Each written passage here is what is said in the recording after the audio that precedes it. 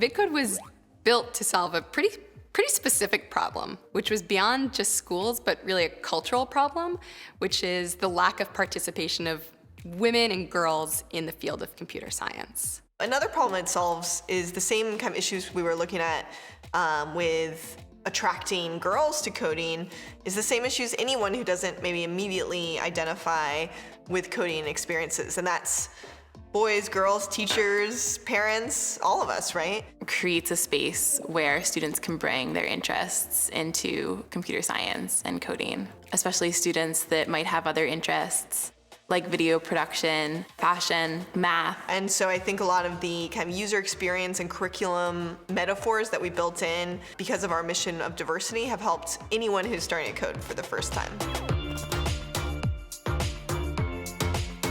Our story at Vidcode really begins with the three of us as co-founders meeting at a hackathon in January of 2014. I'll never forget. I remember specifically when I first met Allie, and she presented this idea about getting girls to connect to technology through things that were really creative, like storytelling and scrapbooking. And as she was speaking about it, I knew that it was something that I really wanted to collaborate on. And so I was in combination with her and Leandra and a couple of other of our early teammates that we were very clearly aligned on wanting to create this online platform for kids to know that coding is creative, that it's really different than what I think they perceived it to be.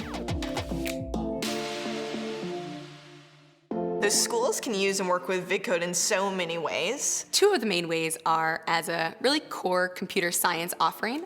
We have curriculum, hundreds of hours of coursework and lesson plans for any teacher, especially those that don't necessarily come from a technology background, to do it. And another really cool way is teachers are using Vidcode in other subject areas, in math and art, because it's a creative tool.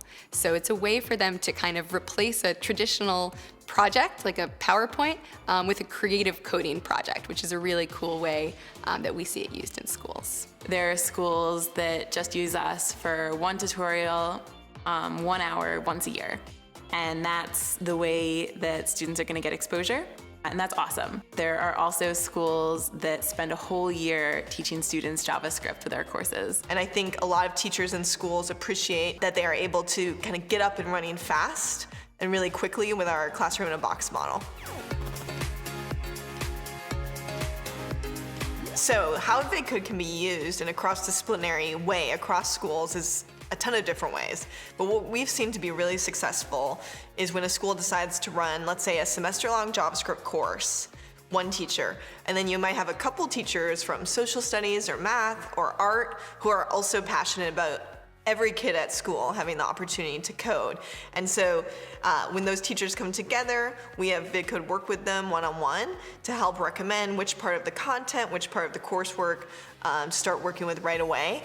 And then they really build their kind of own community within the school and in offering our cross-disciplinary coursework. It means that they're using coding in math class and in science class and in the humanities.